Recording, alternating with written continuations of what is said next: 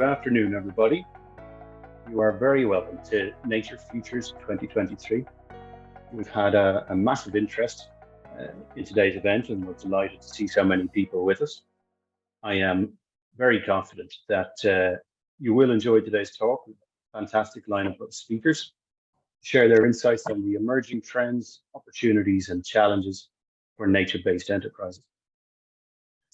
The objective of today is to offer a very high-level snapshot of the key trends in each of the different sectors. And then over the coming months, what we will do is we'll invite some of our speakers back, or we'll bring in some other subject matter experts to explore some of these trends in more detail. Finally, then just before we get started, I have a bit of housekeeping to do. So firstly, today's session, as I've mentioned, is really tight, a 90-minute webinar with a short opening talk followed by 10 speakers paired in 5 15-minute sessions. As such, if you do have questions, please put them into the Q&A section of the site. And speakers then will kindly answer the questions after their own speaking session.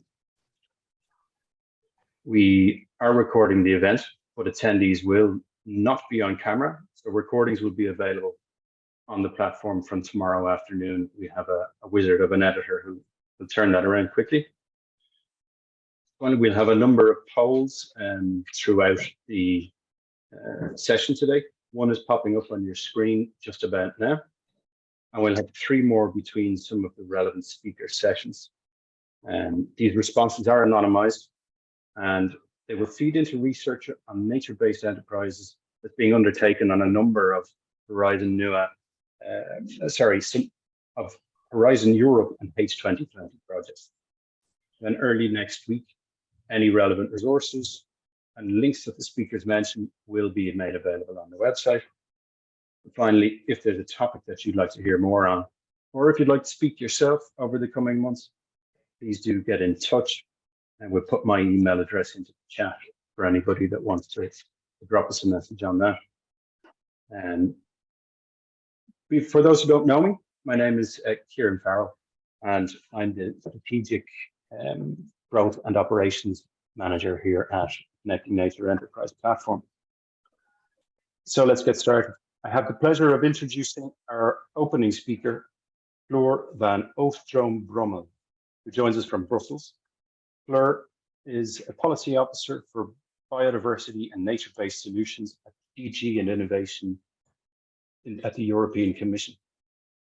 At this point, I'd like to acknowledge the important support that we received from the European Commission that helped us to fund the initial research into the concept of nature-based enterprises.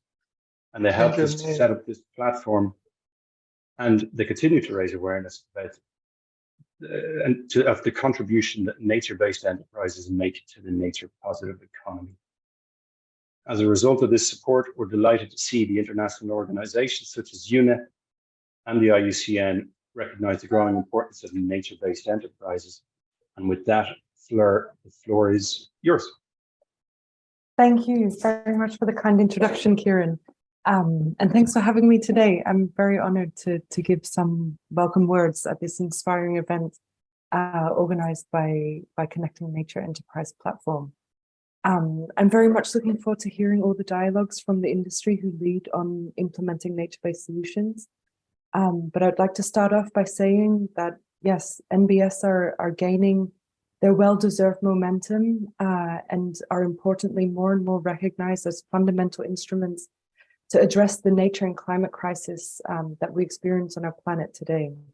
And at the Commission, we believe that nature-based solutions can deliver a win-win for enhancing biodiversity and climate change adaptation, while also addressing a number of other societal challenges at the same time. And we believe they're win-win, as by definition, they should be sustainable. And I think this is well recognized at EU level as well as international level. And we see that NbS continue to be mainstreamed into policy. Like Kieran said, at global level, we also see this momentum through mentions of NbS at recent COP outcomes. At EU level, a real game changer was, of course, the Green Deal, as well as the biodiversity and climate adaptation strategy, and now the new proposed nature restoration law that followed the Green Deal, just to name a few. And especially with the nature restoration law, which will set binding targets, this will bring with it new opportunities, and the demand for NbS will continue to grow. And it will be you as the leaders in this area providing these solutions. And the same goes for the design, of course, and the implementation of the urban greening plans, the new European Bauhaus as well, for example. And here I'd like to also stress the importance of the work of nature-based enterprises in the implementation of a nature-positive economy in real terms. So despite the challenges this sector still experiences. And here I also want to highlight the importance of innovative SMEs, because SMEs are the backbone of the EU's economy, as they represent 99% of all businesses in the EU. And this is a fact which, in my view, is very well reflected in the Green Deal and in European policy making in general. So I come from DG Grow, which is the previous to my position, DG RTD, which is the Directorate for Internal Market, Industry and SMEs. So I don't take the opportunity to support SMEs lightly. And together with our colleagues across the different services, we will continue to work on increasing the dialogue and interaction between policymaking and especially SMEs to foster business acceleration, especially when it comes to meeting the objectives of the Green Deal. Having said that, we know there is still a gap between the supply and demand, and especially investment in NbS remains a key challenge. On this, with the European Investment Bank, we've conducted a study on the access to finance conditions of NbS in the EU, and this assessment will soon be published. And there are obvious barriers which are very difficult to overcome in terms of the valuation of nature or nature as a public good, for example. But there are also other barriers which may be, practically speaking, more easily targeted, such as setting clear criteria on the quality of NbS to overcome issues of market fragmentation, greenwashing, and to create a level playing field, particularly for enterprises working on providing solutions. So this is to say that we're working on overcoming or at least minimizing those barriers and to ultimately set up the foundation for industry growth in areas that are sustainable and nature positive. Finally, I just want to make the point that the EU is an early ambassador for nature-based solutions and the nature-based enterprises within that. And from our side, we'll continue to invest in relevant research and innovation. We've been offering funding for nature-based solutions steadily for a while and will continue to do so. We believe that Horizon Europe has truly changed gears in that respect.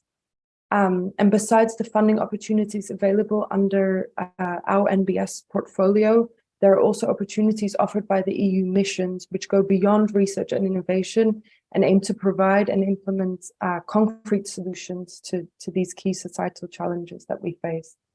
So in concrete terms, that means that in the past and in the future, we will continue to table considerable funding for NbS under the missions, Horizon Europe, and of course other funding instruments from the European Commission to contribute to fostering market opportunities and to grow nature-based enterprises.